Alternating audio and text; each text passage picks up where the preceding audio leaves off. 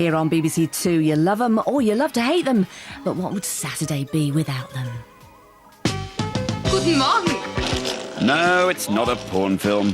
It's what you would have seen had you switched on your TV on an averagely boring Saturday morning in 1976. Good. And if they didn't want to learn German, young kids had no choice but to go outside and play with themselves. TV moguls realised they had to do something extraordinary to capture the wild, boundless imaginations of these kids. So step forward 5 willing volunteers prepared to disobey the old showbiz maxim, never work with children and animals, and who ended up as some of the biggest beasts in the light entertainment jungle. So they set out, swaddled in primary colours, with only their wits to guide them through the 3 hours before grandstand. One dull Saturday, 5 cheesy grins.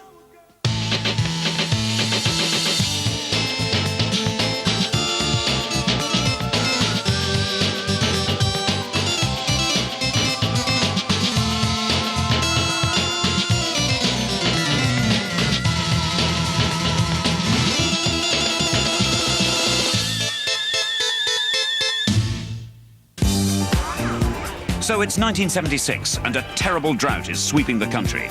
Even the government are worrying as every last reservoir of kids' TV talent seems to have dried up. But in the nick of time, our soon-to-be famous 5 were on the verge of redefining children's television. Keith was a jobbing teenage actor. We shall have to attack the burning place ourselves. Just the 2 of us. With your star weapon, we might succeed. Delia, yes, that Delia, was quietly cooking away on daytime TV. And lend it. Excuse me while I just switch on. Chris was reporting important news in Birmingham. 50 worms in France can bring you 10 bob. It's like digging up pound notes, isn't it? Someone who would take children's presenting to another planet altogether, Timmy Mallett, was studying the history of Mallets at Warwick University. And Radio 1's top of the toppermost disc jockey was about to mount the charge of the Light Entertainment Brigade into the valley of the... Oh, for God's sake, Noel Edmonds launched Swap Shop. 3 across, 8 letters, 4 and 4, beginning with their Saturday morning entertainment.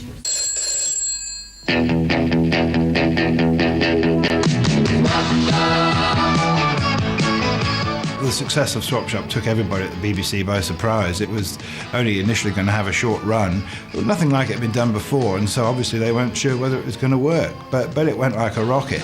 It was 3 hours of unavoidable live phone calls, letters, collections, pop stars and kids swapping their unwanted junk. Hello, yes indeed, a very good morning to you. Welcome to the Swap Shop. A lot of calls, a little bit of silliness, plenty of variety, and as many letters as I can get through. It was breaking absolutely new ground. Don't they look sweet? In fact, when we first started doing it, we had a lot of opposition from the technical people at the BBC who said you can't actually do this you can't do a programme without rehearsing it. I mean, this is the only programme which is actually going out live. Despite having a great shirt for radio, the BBC thought 28-year-old Noel, yes, he was 28 once, was the perfect anchorman. Morning.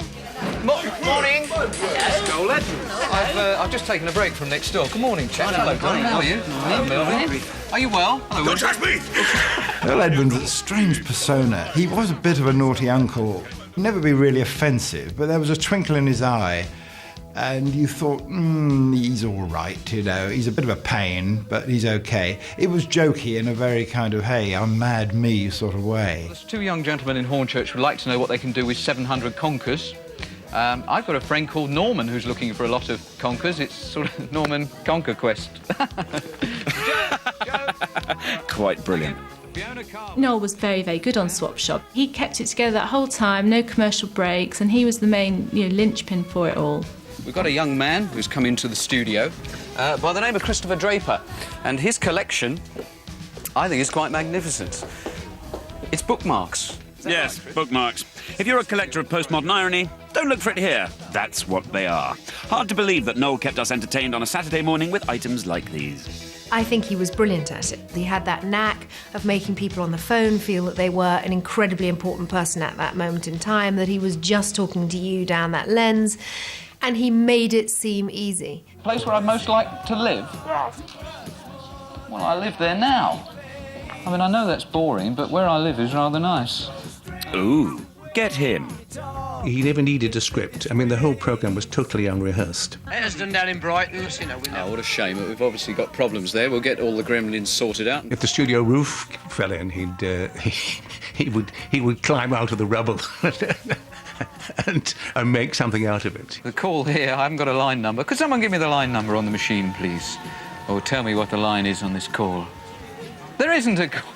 He is just a complete professional. Well, that's not fair. Don't want it all to be exactly right, because then there's no fun. I want things to go wrong, because that's when I really do function. I think cacti are like wives, Noel.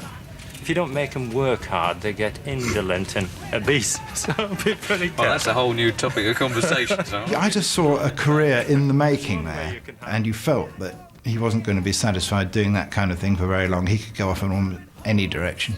Don't lean on the machine like that. Noel was at his best when he had a crew to boss about, so fielding the naff jokes were people like John Craven, Maggie Philbin and Delia Smith, so we weren't lying, yes, she really was there. But it wasn't enough. Noel needed an Ernie to his Eric, a Hutch to his Starsky, a Badil to his Skinner. In short, he needed a sidekick to laugh at his jokes. Oh, well, you probably wondered what I'm doing sitting on this donkey. No, not at all. Oh, well, his name isn't Don Carosi. Don Carosi. Oh. And sure enough, up popped 19-year-old Keith Chegwin, Swap Shop's resident outside broadcast presenter. Keith Chegwin, he was the archetypal cheeky chappie. This is my friend, Silver. Hello, Silver. Oh, I like his bells. Oh, so do I. Oh, what's this here? Hey? Oh, he says he doesn't know. I've lost my ass. He said, but he's got another one here. He's always been like mischievous and practical jokes and corny jokes. I mean, school reports, you know, Keith would do really well if he'd shut up and stop telling jokes. Man, you've got a bit of carpet on here. Yes, looks like Noel Edmonds' wig, that does. If you don't like the Cheggers that you see on telly, you won't like Cheggers Keith in real life. He's exactly the same. Oh, they're great here this morning. A wet and windy Blackpool, Noel. Keith was incredibly excited to be doing Swap Shop because it was the first thing of its kind. You know, before that, there'd been nothing on the telly on Saturday mornings. Life-size model of Noel Edmonds. We got Mastermind. We got some jigsaws. Oh, we got loads of things. He was just the right person because he was bouncy, he was young, he had the experience of working with so many children, because we, say, got hundreds and sometimes thousands down for Swap Shop. He had the rapport with them, he could always get on with them. Oh! You're right. I wasn't very good at that, was I? Actually, John Craven wears these under his trousers, you know. He was always enthusiastic, very generous with his time and with all the children. He never said, no, I haven't got time to do autographs. He always did everything. Okay. Sean, would you like to do exactly the same as I do and say, I've got street racing, any offers? As loud as you can. Go on, then. We've got street racers, any offers? Oh, perfect. Let's have a look. I used to call him TB, telephone booth, that stood for, because he was always on the phone. And he was always phoning his mum and dad to see how the programme had gone, which he did regularly every Saturday. That's about all from us from Swapperama this morning, from the town of a million light bulbs. OK, now, I'll see you next week. Until then, take care of yourself. It didn't take long for young Keith to swap spit with the new girl Maggie Philbin, who fell for Cheggers despite his attempts to serenade her. Whenever I see your smiling face, I have to smile myself because I love you. I think you could tell. You could see this little, you know, spark and a bit of flirting going on. It turns me inside out. There's something about you, baby. I remember when Maggie first started and Keith would start mentioning her more and more, that I wonder how Maggie did today, and I just got to go and phone. Whenever I see your smiling face my way. And then Keith told us that they were seeing each other, and then the next thing it was the showbiz wedding of the year. Yes, it was the showbiz wedding of the year. Well, it was 1976. He was only up against Burt Reynolds and one of the Rubettes. Nowadays, you'd have to buy OK magazine to see this kind of thing, you know. The wedding was incredible. It seemed to last all day. There was a service and there was a fly past by the Red Arrows. It was just very lavish, very extravagant. Keith and Maggie really were Britain's premier showbiz couple. Which one am I? If you'd had Albanians in those days, they'd have been plotting to kidnap her. Swap Shop had everything: bad jokes, bad shirts, and celebrity romance. But to bring us all back down to earth, they gave us Mother Earth. or at least an Earth mother. If you're at all interested in cooking, maybe helping around the house, here's a good recipe. Sausage rolls. I love sausage rolls.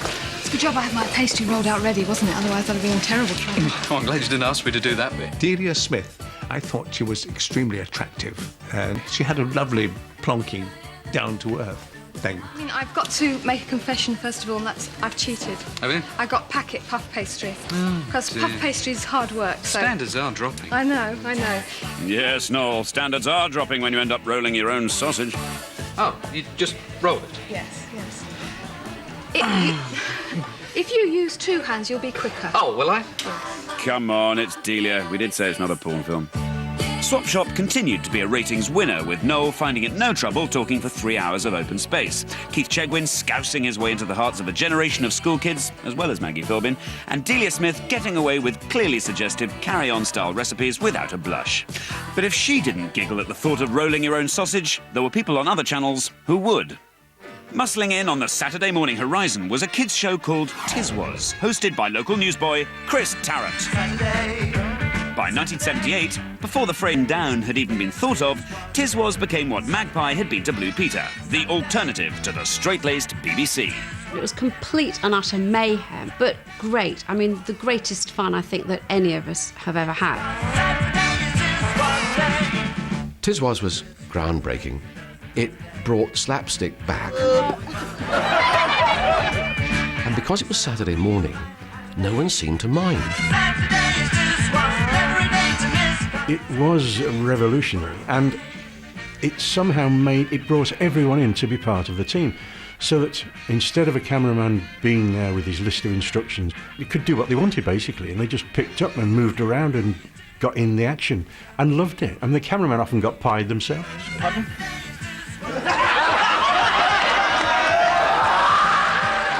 People wanted to come in to the programme and just make fools of themselves. Says he's certain that the man will pull through. Problem before the show was sobering up from the night before. When you don't stop till like 6 in the morning, it still has an effect. Tiswas was famously done totally on a shoestring, if that. The only enormous budget they had was for the booze backstage. Fantastic.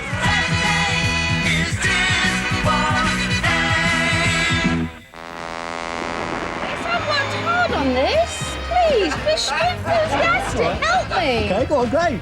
Sally's going to do one of her tricks, everybody at home. Chris's style of presenting is very unpredictable.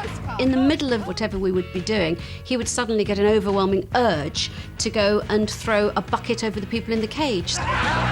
Chris relied on the trusty old formula of custard pie plus bucket of water equals piss easy way to earn a living.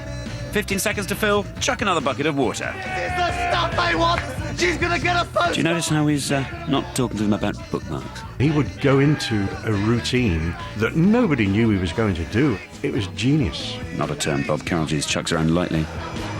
Chris Tarrant would make up the show as he went along. What's going on here? Have I no control over this? But, I mean, that's not to detract from the fact that he's one of the great professionals. Whenever I saw him, perhaps in makeup 20 minutes before they were going on air, issuing orders, it was really impressive to see a bloke who was absolutely on top of everything that a live television programme has to be. Chris was clearly the only person who knew what was going on, so it was a bit of a surprise when he became the show's producer. But where's Timmy Mallet? More to the point, why Timmy Mallet?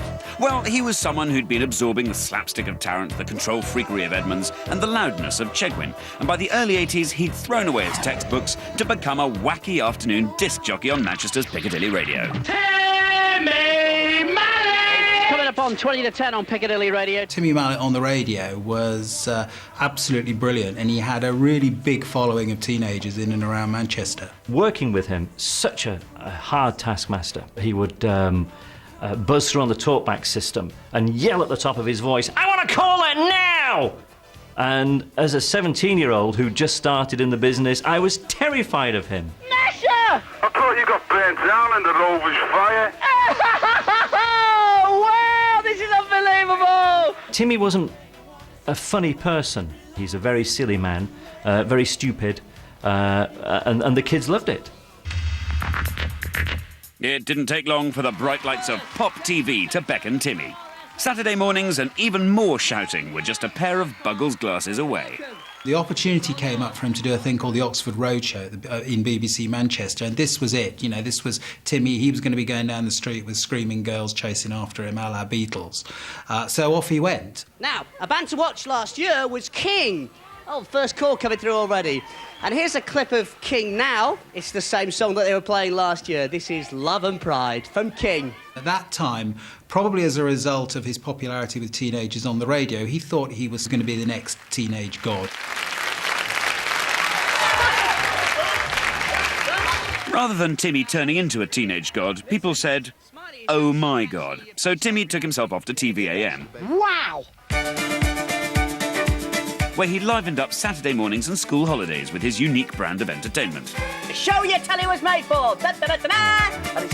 Oh, Timmy, hush now.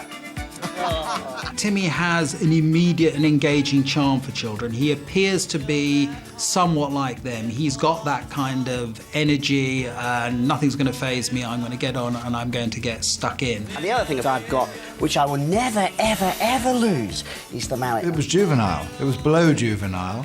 It was aimed at the very, very smallest, lowest common denominator of kids. It is time now, Mike. I think I will lay claim here publicly to being the one who invented the mallet. He'll probably now sue me. I'm not sure he was that keen on it in the first place, actually, but he rapidly adopted it and saw the value that it had got. You are one of the biggest prats I've ever met. People would sidle up to you in the pub and they would say, "And that bloke with the shirt, what's he really like?" And you'd say, because it's true, he's exactly like that all the time, and they'd pull this face and walk away. Man, listen, Michael, I'm very disappointed because it's the summer holidays and why aren't you wearing the shorts? I mean, just stand up a minute, stand up a minute. Because I'm interested in TVAM's continued I mean, this is completely ridiculous. How can you come on the programme and not be wearing shorts when it's the summer holidays? He didn't seem to have a life. I never saw him with a pint in his hand. As far as I know, he never chased anything in a skirt. He says he was a Manchester City fan, but if you'd say to him, "Did you see the game on Sunday?" he'd go, "Blair, Blair," and walk away, muttering meaningless, meaningless. Keith Chegwin was so popular on Swap Shop that BBC decided to give him his very own show. He didn't so much turn from monkey to organ grinder as to better paid monkey.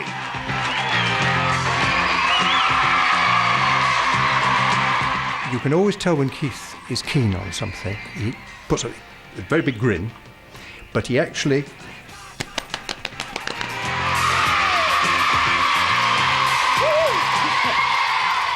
It was always a question mark, how's he going to cope with 30 minutes of his own and a series of 6, 10 of them, and ongoing series. But I think the clue was in the Swaporama inserts, because there he was dealing with hundreds of screaming kids. But all that expertise he learned on Swaporamas was useful to us. Keith's success with the kids was based on, have a guess, bad jokes, slapstick, and his own special ingredient, the Cheggers. What made a mess? This figure would come romping in and just blast you with jokes. Actually, my brother's a lifeguard, you know, he even dives in to save the fish. Look, a shark! A shark! He must be our producer. Actually, the energy that comes over on the screen, it was one of the most successful factors. You had to have that bounce. Oh, I've been dying to do this all day. Yes, our Hotbox quick quiz with our tunes. Hello. Oh. He loved doing Cheggers Plays Pop. He really, really did. He loved coming up to Manchester to do it. We call it that because it's all, squidgy. And he loved the idea that there was a mix of music and all of the games. Hey, who's that man standing over there? Bob Geldof. You've got it right. The song's called You Drag Me Down. Will you please welcome the Boomtown Rats? It's very useful to me as well because I started in radio at the time, so I used to come over and blag interviews with all of the bands.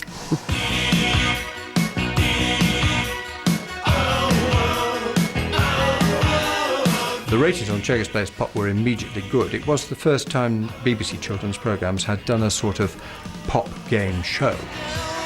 The head of children's programmes rang me after the first series and said, "Well, thank you very much, Peter, that great series, but it is the most vulgar series I have ever seen in my life.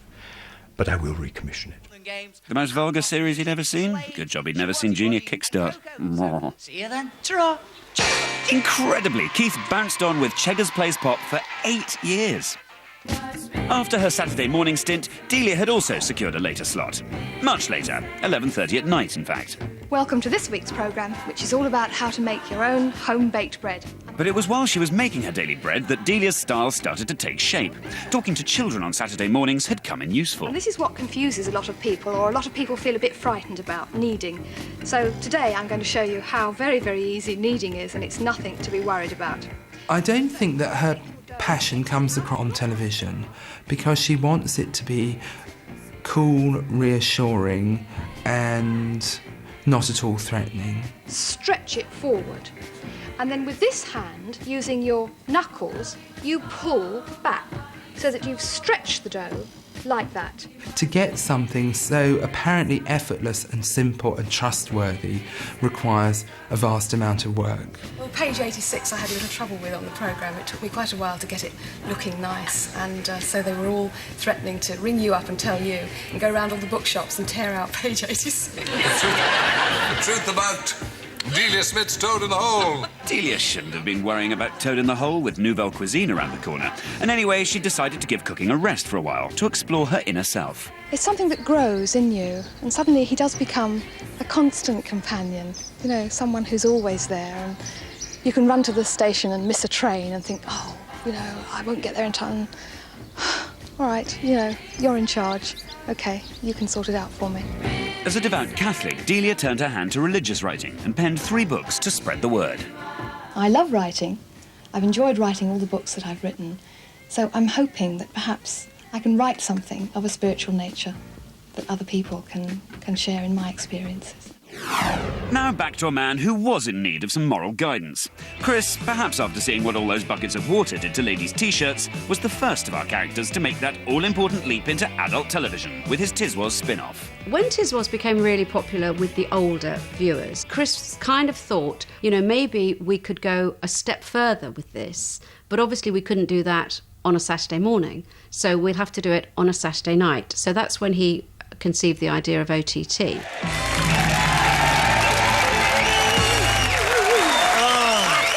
Tiswas came from his ego, his public face, his sunny side. OTT was the brilliant Chris Tarrant from the dark side. He gave into the dark side of the Force. Gave into the tits and backside, more like.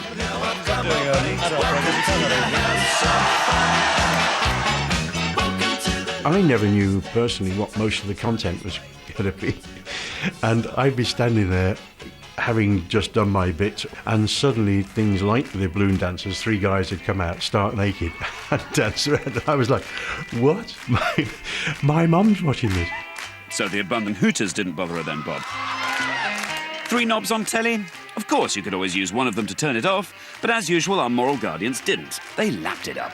The Daily Star, they asked, you know, could we have prints of, like, the balloon men? We actually sent them the prints, and they said, I'm sorry, no way we can show that photograph. It's too rude for the Daily Star. You can imagine that. It's very strange. If they were girls, they go, oh, front page, you know, your super soaraway star.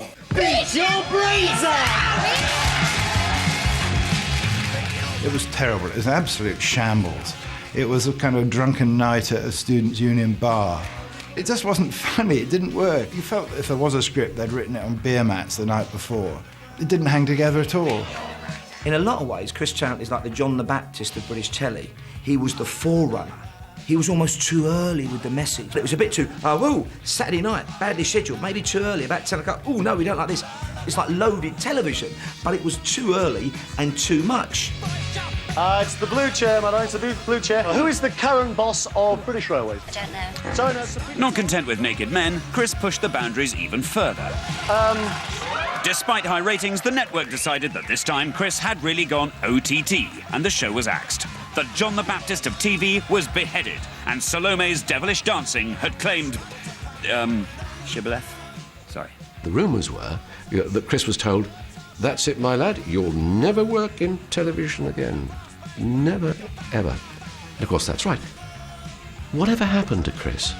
Did he become A, Bob Carolge's stylist, B, balloon dancing champion of Dudley, C, the Unibomber, D, local radio DJ who shouts at Cockneys? We'll find out later on. While things were going tits up for Chris, over on the other side, Noel was having more success on prime time. And he did it almost immediately after Swap Shop with his own creation, The Late Late Breakfast Show. Noel was in his element. This show was stuffed full of practical jokes, hidden camera setups, silly competitions, and don't try this at home jumpers, as well as some really quite dangerous stunts.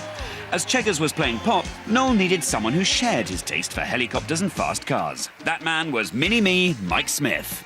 One of the strengths of the Late Late Breakfast Show was the relationship between Noel Edmonds and Mike Smith. You should see the size of the suspender belt that goes with it. Oh, what you're going to say? She's obviously got butterflies. We'll come back to you in Elstree. Two of them were very close friends off camera, and on camera they were a fantastic double act.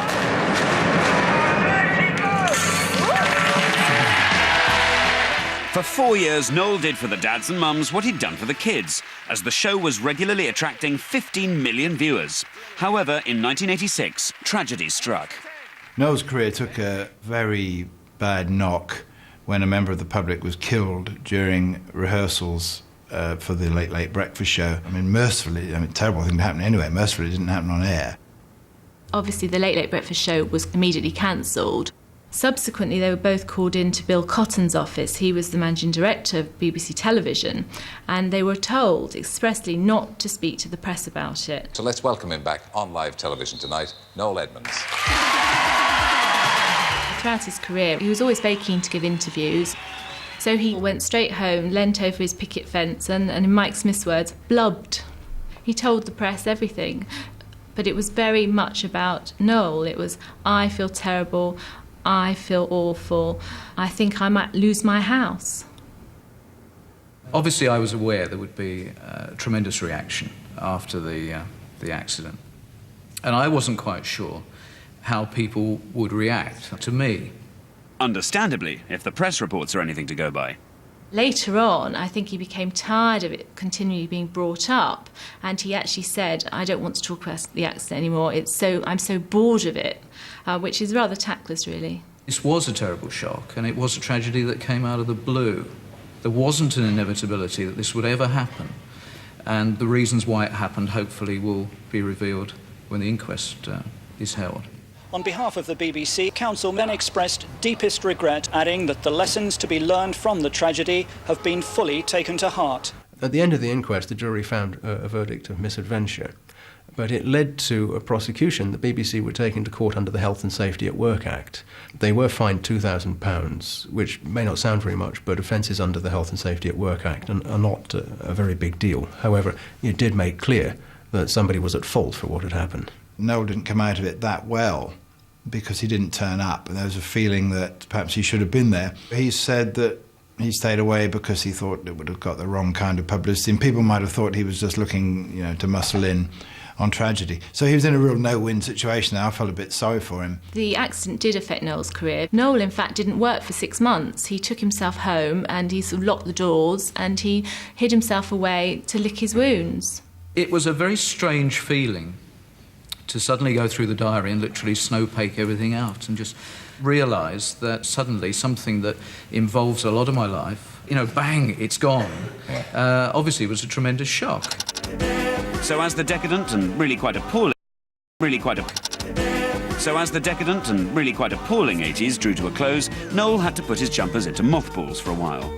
Delia was carving into stone a new set of commandments for British cooks. Chris, meanwhile, went for answer D, shouting at Cockneys in the morning on Capital Radio. Keith continued to make kids' shows with Cheggers in the title.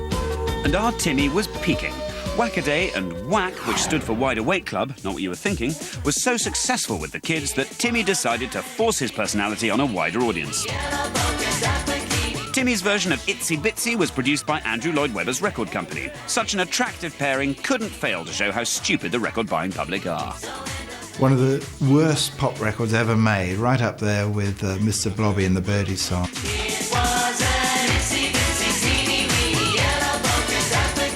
Bomb the Urinal, we used to call it. I don't know what their real name was, Bomble Arena or something. It was hopeless, it was horrible. And he appeared on Top of the Pops dancing badly with a couple of members of Bananarama. Bananarama? Those two? I don't think so. Far too coordinated. Amazingly, the record was a hit, and Timmy sold over 400,000 copies. It was awful, disgraceful. There's no way back after that. I'm going to Barbados. No, but there was.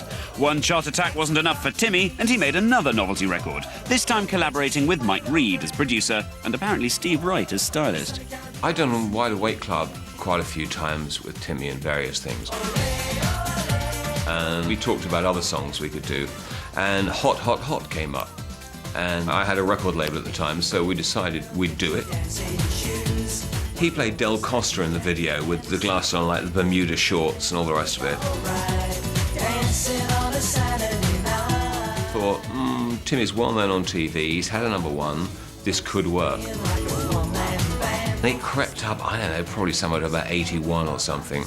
Now, if it's a major label, they say, yeah, keep it going, we'll put more money into it. But the label being me, I thought, I sort of ended up letting it find its own route, and it didn't quite make the 75, I think, just outside. But it was good fun to do. More meaningless from Timmy, blah blah, end of pop career, blah blah. Good. Noel, on the other hand, bounced back into prime time in the early 90s with a ratings winner. Finally ditching his breakfast show roots and acknowledging that he now lived the life of a country squire, he bestowed upon us Noel's House Party, or if you want to annoy people, just House Party. The success of House Party is a very similar blueprint to the success of Swap Shop, but we'd not had before a 1-hour live Saturday night show that wasn't a variety show, that wasn't a singing competition, it was a show about making you laugh. And the fact that Noel was attached to it is no surprise. Noel had dusted down his usual cocktail of stunts, stars, giveaways and hidden camera setups and did it again with modern camera work and an ever-increasing shirt budget. Every time there was a gap from him on our screens, he would come back and it would be something new and innovative. TV. We have one more in TV to go in this series, and it could be you. What was new about it, what was novel more than anything else, was NTV. Because NTV, where you had a hidden camera in your house, so you could be part of the show. The camera's sitting in the telly, you're sitting there oblivious to it, all of a sudden he cut straight to me. Hi, Gary Bushell.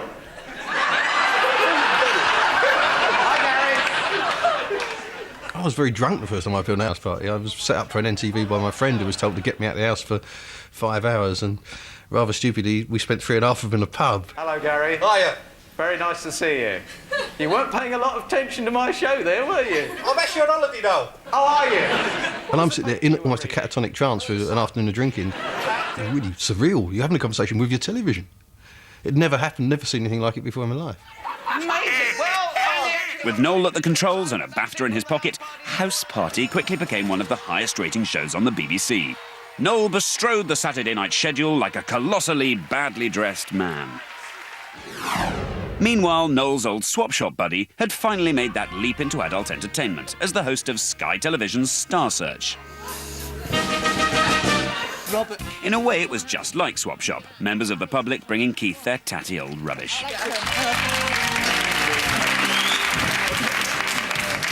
Has anybody got any scissors? And who better to judge it than the stellar pairing of Rusty Lee and Jim Bowen? But behind the professional smiles, there were tears. Keith's marriage to Maggie hit the rocks, and he was in and out of clinics suffering from what the media thought was exhaustion. Unknown to the public, Keith was hiding a terrible addiction. Cheggers may have played pop, but he wasn't drinking it. He did seem lost, and I don't think he knew where to turn to. He was somewhere on his own in his head, and he started drinking more and more. Still drinking a couple of bottles a day, Keith agreed to appear on This Morning. And let's face it, you'd need it with these two. But it was here that he decided to spill the beans and come clean to the nation. If in fact you can come clean whilst spilling beans. That he's come here live this morning with his continuing experience of fighting back. You're not mad at all, you're very brave, mate, actually. I'd asked one of my researchers to go to Berkshire and find Keith. So she arrived at his house and there was no sign of him. She was ringing the doorbell, and so she wandered around the house. And the kitchen door was open and she sort of peered in. And there was Keith in the kitchen, a bit sort of tired and emotional. Just, oh God, I can't tell you. But the thing is that, oh God. I literally, took him to the studio, handed him over to the researcher and prayed. There's probably people out there watching now who know what I'm going through, or have been through it. I am an alcoholic, that's it. Yeah. And I can't ever drink. I mean, it's like it's a disease. The PA was in tears, and because it was really emotional, because he kept tearing up. Listen, this is the most difficult interview I've ever done in the whole of my life. The day that Keith Chegwin appeared on This Morning was the last day he drank, and I think it really did mean something to him. For him, the way to deal with his problem was to deal with it publicly. It wasn't planned because he was drunk. I mean, it was heartbreaking. It was absolutely heartbreaking. But at the same time, it was the moment that I knew that Keith was going to be fine. After attending AA meetings, to Keith they really were the fourth emergency service, Cheggers made his comeback TV appearance on The Word. Keith Chegwin! Keith Chegwin on Saturday Slot. Cross my heart and hope to die, there was no sense in which booking Keith Chegwin was meant to be ironic, postmodern, in inverted commas, or a plain old-fashioned piss take. It was because we knew there was something fantastic about seeing Keith Chegwin on The Word sofa with Mark Lamar and Jean-Paul Gaultier. My mouth is still watering at the thought of that prospect, and good old Keith did not let us down. And the word was positive. The public loved someone who suffered and redeemed themselves. What I didn't expect was this kind of, hey, it's Keith Chegwin, we are not worthy. They loved him. Thank you. Jean-Paul, I think the applause for you earlier on, it was actually for this man. He was walking through the building as you came. And that's when you realise this man was like the Queen Mother and Cliff Richard rolled into one. He was a national icon, a showbiz god for the kind of baby boomer grunge generation. They just loved it. But we haven't seen you for a little while. Yes, that's true. I've kept a low profile for about all over a year now. Yeah. And obviously you wanted back. The audience reaction was so, yeah, go Keith, but in an English kind of way, that Channel 4 gave him a regular slot on The Big Breakfast. I went up to him after the show and simply asked him, Keith, would you consider working with us? And being rather, an icon, I felt I needed to be quite humble about it, but he was very keen. He said, oh, yes, I'll do it. Of course, it was only later I realised that actually this was his first TV appearance after he'd announced he was an alcoholic, and therefore probably quite a good gig for him. Good morning, Michaela Strachan here on The Big Breakfast. Hey, I can't pull back the covers because I've got a funny feeling. Are you doing... Only Chegwin could turn up on day one of a running show that's won BAFTAs and RTS awards like The Big Breakfast with his own catchphrase, and it worked. And it was, wake up, you beggars, it's Cheggers. And the nation was his once again. In the early 90s, Delia, after several years in the wilderness, returned to find a nation bored to tears by locust legs pan-fried with milk and honey and longing for some good old-fashioned stodge. Cooked properly, mind. I think she's so natural. When she writes a cookery book, she writes it how she talks to you, and I think it's easy to follow because of that. By the mid-90s, her summer and winter collection books were selling by the million. Hi, Delia. Hello. This is for me, actually. For you? Yeah. And were, of course, accompanied by a ratings-grabbing TV series. Once upon a time, autumn used to mean apples and pears, but now autumn means another beautiful fruit, fresh over from New England, and that's... The one-woman primer of the TV chef explosion, Delia's hypnotic style showed that if she could make Noel Edmonds roll his own sausage, she could make Britain cook anything. 4 ounces of fresh cranberries. Even though she put cranberries in a pan with some cabbage, Delia caused sales of this understandably underused fruit to soar by 30%. When Delia featured fresh cranberries, we saw a massive uplift in demand for those products, something like a doubling of demand for what is already a seasonal product. If we don't have those products, we're immediately hit with a wave of complaints from our customers who expect to be able to go out and do those recipes straight away. They will have had advance notice that cranberries were going to be used a lot in the book, and that therefore America was alerted and overcame a lot more cranberries. And we're still eating them today. Oh, hang on. The day, if you want to, and then just reheat it very gently, and it tastes just as good. If anything, the flavours seem to develop even more. Not content with making cranberries popular, Delia attempted the impossible, turning Norwich City into a successful football team. Along with her husband, she never missed a match and became director of the club, and was presumably behind the chant, "Who made all the pies?" until they decided to give her the cranberry. But the supermarket had run out, so they gave her a raspberry instead. Sorry. Writing the books and doing the TV programmes is really hard graft. It's hard work. It's sort of enjoyable, but football's much, much more fun. The pair liked the club so much they bought the company. Well, a slice of it anyway. Once her feet were under the boardroom table, Delia couldn't resist meddling with the players' green and yellow strip. Top designer Bruce Oldfield was hired and gave them an all-yellow kit. I think that people want to change. I think, you know, some people want to wear yellow, some people don't want to wear yellow or green. And so it is quite nice that people have a choice of what kind of colour they want to wear, but they can support their football club. Maybe Delia wanted to shift her job lot of custard, but the fans and players weren't as susceptible to Delia power as the average housewife, and they demanded the old colours back. Delia had to back down on this one. During the 90s, Noel, not content with being a mere ratings winner, wanted to conquer the business world.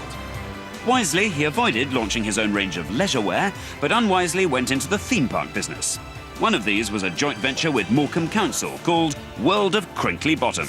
It turned out to be a bum deal. This is a marvellous new attraction, absolutely up to date. It's the sort of thing that families and children love. I'm hoping it's going to bring a lot of people back to Morecambe this summer. I think Noel is a very shrewd businessman. He's said to be worth something like £70 million. He has had failures as well, and it's a source of great frustration to Noel that these have attracted so much attention. But the theme park has attracted more criticism than visitors. It's been labelled disappointing, boring and too expensive. I thought it was a bad idea because it should have left it normal. I thought it was like sort of rubbish. How deluded can you be to think that the great British public wants to do nothing better than go to a crinkly bottom theme park? And I'm amazed that it even got off the ground at all. You know, what do we do? What are we going to take the kids? We're going to take them to Florida, to Disneyland. Nope, you know, we'll go to see Mr. Blobby instead, please. It was never going to work. Because it had been called a theme park, rather than a park that has been themed, or a section of a park that's been themed, there was a high expectation. I presume that Noel saw himself as an English Walt Disney. If Disney could build an empire out of cartoon characters, then he could provide a similar sort of low-rent version, overpriced, expensive and disappointing version, based on something that had become a huge domestic hit. It would have made sense as a business proposition if they'd actually made the parks any good. Bafflingly, he went on to launch yet another joint venture called Gotchaland in Devon. These theme parks all seemed to be variations on the same theme. Once again, the paying public felt gotcha'd, as there was little to see. Parent would come in with a brochure expecting to find performing dolphins, and they weren't there. To find dinosaurs, to find speedboat rides, but there were no speedboats, and a host of other things. And of course, it was one big gotcha, and they couldn't understand it, and they didn't think it was funny, and demanded their money back. When I told Noel it wasn't working, he threw one of his fits, wobblies, jumped up and down like a spoilt child, and wouldn't accept it. Tried to blame it all onto us, and I just got up and walked out of the office. I can't really sum up why it didn't work, but you're led down the road when you're negotiating with him that he's the icing on the cake, and he's not. Of course, Noel argued that they hadn't publicised his three-tiered fancy well enough. But who knows? And how ungrateful can you get? He brought us Mr. Blobby and Mike Smith, and this is how we repay him. During the 90s, Chris was busy getting his face back on our TV screens. 2 more days, plenty of time for something awful to happen to them. There was a time when Chris seemed to take any show that was going. I know hardly a week would go by when there wasn't Chris grinning away on some cheap set. Well, if you didn't find that funny, don't worry. It's because you're British and you find the humour too unsubtle. However, But he always had this kind of so-what attitude about him. It was a flop, so what? I'll do something else next week. Great. In his quest to break new ground, Chris picked the biggest turkey of them all, Man Oh Man. Man Oh Man was a big, raucous, hen party excuse of a programme. The format was bought from Germany. They even kept the same title. The British critics were unanimous. Das ist eine Scheissefast. I chose Chris Tarrant to host it. I was a great fan of Tiswas, and I always liked what he did. He looks good. He can think on his feet. He's great in live situations. Come on, Mike, come on, camera 2, come on, up there, come on, you can't keep up, come on, this way, come on! I thought Man Oh Man was good fun. I was one of the few people who actually liked it, but I thought it wasn't rude enough. Just wish that it had been a bit ruder and a bit raunchier. That puts anything Charlie Catchpole has ever said into perspective. He had reservations.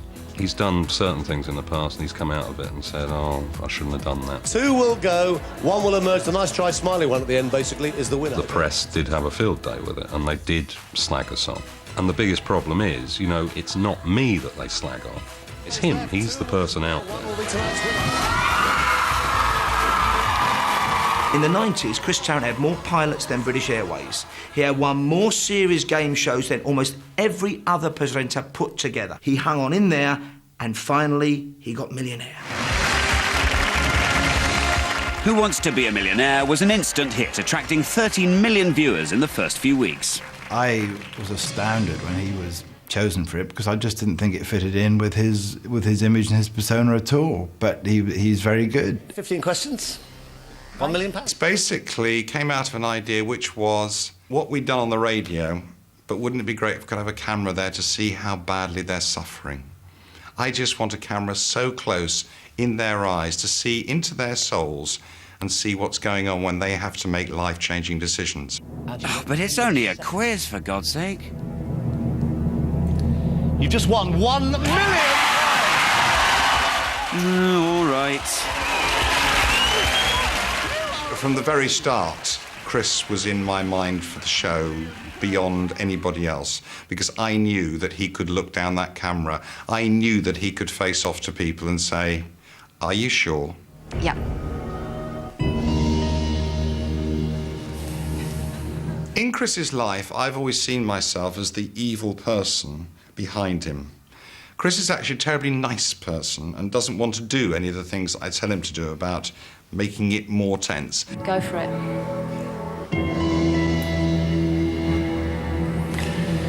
You had £16,000. Mm-hmm. You now don't have £16,000. You have £32,000! We would try and eke out the tension. We would try and build the drama. We would try ways to make people suffer more and more. You've got £250,000 at the moment. You lose £218,000 if you're wrong. It's the most anyone's ever won. It would also actually be the most anyone's ever lost. Oh, right, well, I'll be a first one way or the other, won't I? What's on the other side? The weather, David Brain. Thanks very much, Fiona. Thanks for that. I'm going to start briefly by telling you about the figures that we see. I could not do 5 days of his schedule, let alone 5 years of it. The 8th of September, Capital FM among your headlines.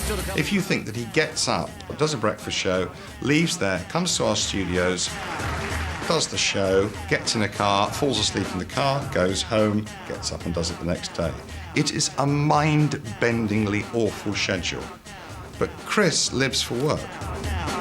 And no doubt the £1 million pay packet. So what about Timmy? During the 90s, amazingly, he never made the crossover into adult television. Extraordinary. I think if you can present a good children's TV show, then Newsnight would be an absolute dog. I really do. Timmy could have been a great presenter at any level if he'd set his mind to it, but he would have had to change his on-screen persona somewhat if he'd wanted to move into daytime programmes. I knew he was around here somewhere. Instead, he fiercely clung to his wacky persona and refused to let go of that mallet. He will live forever as Timmy Mallett, because if you've only got one thing that you can sell, then obviously you guard it very preciously, because it's a precious thing for you. I happen to think that he's got plenty of things that he can sell. I've never figured out why Timmy Mallett didn't cross over into grown-up TV. There seemed to be a feeling that he just sort of took the money and ran, really. He's got a company which owns everything he's ever done, and he retired to count his money. Timmy's not a great sharer. If you're hiring Timmy to do a television show and you're offering him a fee and the fee is acceptable, it all works really well. If you're looking at doing a joint venture, I'd say it's slightly different, because he doesn't, I don't think 50-50 is in his vocabulary. I saw him a few years ago and he was still going round trying to get a TV show where he had a Hawaiian shirt and those glasses and a mallet here, and he was still trying to get it off the ground. And I said to him, if I was your agent, I'd put you in a suit and I would get you a nice slot on, say, GMTV, you know, just to move on a little bit. And this is how he went. He had a glass of warm champagne in his hand. He just went, Tommy! No! No! No! No! No! No! No! No! No! No! No! No! Tommy! No! No! and he walked away. No! No! No! And he walked away like that. So I have, as I said, no idea why the needle is stuck there.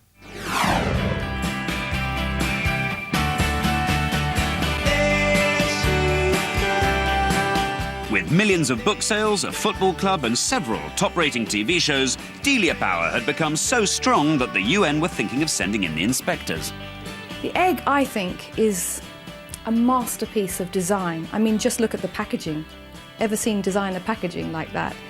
But the shit hit the pan when Delia, getting in on that whole back-to-basics thing, felt it was her duty to teach the nation how to boil an egg. But that isn't boiling point. When the first series of How to Cook came out, there was a brouhaha about Delia being patronising. Cooking's crafty cockney, Gary Rhodes, has an altogether different style. Her programme, he said, was insulting and offensive. This Cambridgeshire chef says attacking the nation's most popular cook is asking for trouble. Gary's a mate, but I've got to say he's wrong on this. I mean, Delia, she's obviously done her market research. She knows there's a market out there for people who just need to know the fundamental techniques. Gary certainly touched a nerve, and since then there's been no shortage of people queuing up to criticise Delia. Delia didn't imply that people were stupid or would get it wrong, and the depth of knowledge that she did bring when it came to eggs was way, way beyond anything that anyone else has ever done. What you then do is turn the heat down to simmering point and you put a timer on. And I actually like a boiled egg, and if I can do it absolutely perfectly, I'm very grateful to be told how to do it. Thank you, Delia, for taking all the trouble. By the mid-90s, Noel's crown was beginning to slip. Excuse me, well, that's good. At least nobody's nicked the bell while I've been away. The novelty of House Party was wearing off. Ratings were dropping, and the critics were starting to stick the knives in. It must be very difficult when you're on a high and doing something that's very successful to know when to pull the plug and stop it. And Noel fell into that trap with House Party of believing that it was going to run and run forever. Put that on your mouth. There we go, got the manacles on, lovely. For the first 3 or 4 series, I was always very supportive because I thought it worked.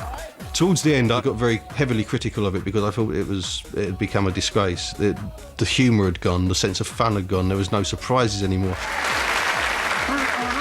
Instead of spending some of that huge budget on writers, they actually had a suggestion box backstage where they invited anyone passing to just put in, what can we do to make this show watchable again? Just put an idea in here, please. Hello, Gary. Hey, Noel, all right. But Noel had his own special way of dealing with the critics. Why shouldn't you get it? Well, I don't think I should be here defending myself, mate. I think you should be here defending this show. I believe that anyone who dishes it out should take it. Noel thought he'd have a bit of a laugh at my expense. I don't mind that. Why should we not do it to you, Charlie? Because you once described me as having a personality bypass. No. I hope you're not agreeing over there. No, that was a misquote. I actually compared you to a dead fish. Oh! He's the good cop, bad cop, and I was the nice guy, and Gary was the beast, you know. So he got gunged. Ha.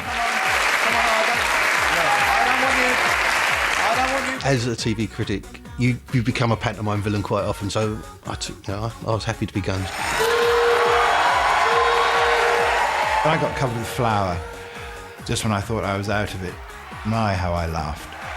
Still got a major chip on his shoulder about some throwaway gag that I'd made in the paper. I find that very strange. I think it's partly to do with the fact that he's a very small man. I'm sorry, but it's true. Behind the buttocks of Crinkly Bottom, all was not well.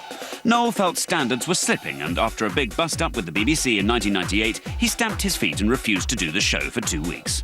When he went on strike with House Party and refused to go on air on the Saturday night, it was completely unprecedented.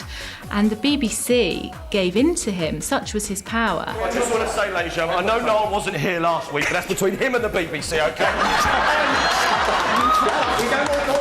But although he'd won the battle, he was eventually to lose the war because he made a lot of enemies, and from then on, the knives were out for him. Somehow the nation coped, and Noel came back for a final tilt at Saturday nights with a gaudy and a surprisingly tasteful shirt. But this wasn't enough to save the ratings. The man who gave us posh paws had finally become his own dinosaur, and soon House Party was extinct. Towards the end, he became almost a Napoleon figure. He was master of all he surveyed, but he couldn't really see that far. He couldn't see clearly beyond his own ambition. It's an overworked expression when people say it's the end of an era, but for BBC Television, for the entertainment department, for me, and possibly you, it really is the end of an era. I hope your memory will be very kind to us. After 169, bye. Thanks, Noel. It's been a privilege to be entertained by you.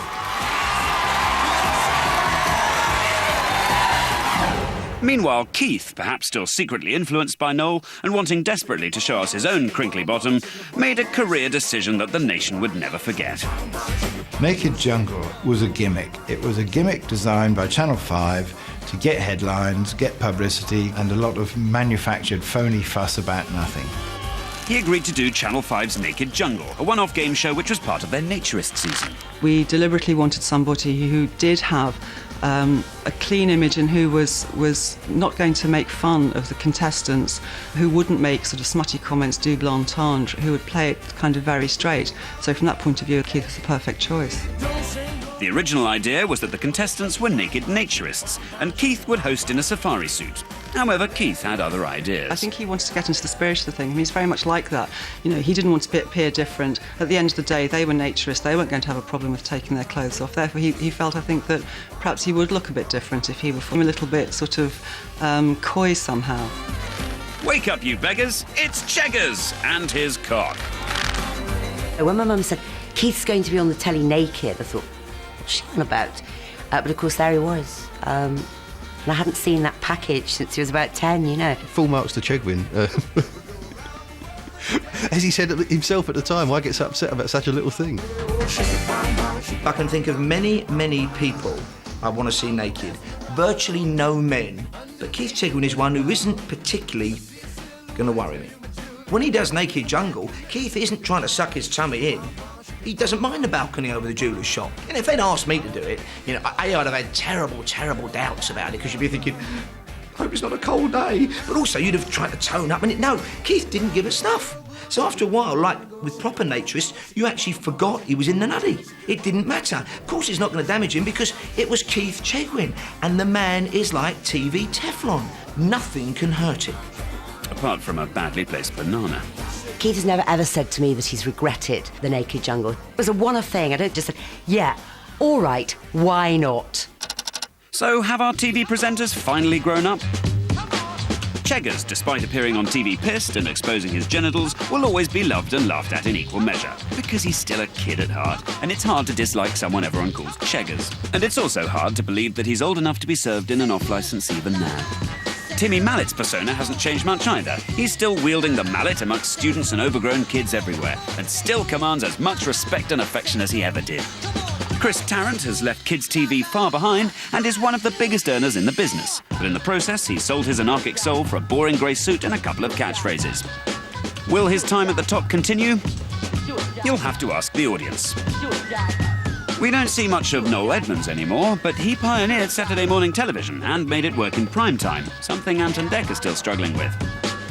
He was incapable of bowing out gracefully, but he's a multi-millionaire, so why should he give us stuff what we say? And Delia? Well, her brief spell in kids' TV may have been only one small step on the road to beatification, but if she could interest 12-year-olds in puff pastry, then teaching grown-ups to give McDonald's a miss and boil their own egg might be a good thing. So from these celebrity careers, here are some tips for making the crossover from kids' TV to primetime. 1. Don't flog a dead horse. 2. Don't appear on TV in the nuddy. And 3. Don't shout. Wow! 4. Don't wear clothes brighter than your set. 5. Don't do so many pilots you forget which shows were any good. And 6. Don't do talent shows. And learning nothing from that lot, Tony Blackburn, the Crankies and Frank Carson live from their own living rooms. The Entertainers break out on BBC Two Tuesday at 10. And next here tonight, taking a swipe at the headlines, Anne Robinson and John Simpson on Have I Got News For You?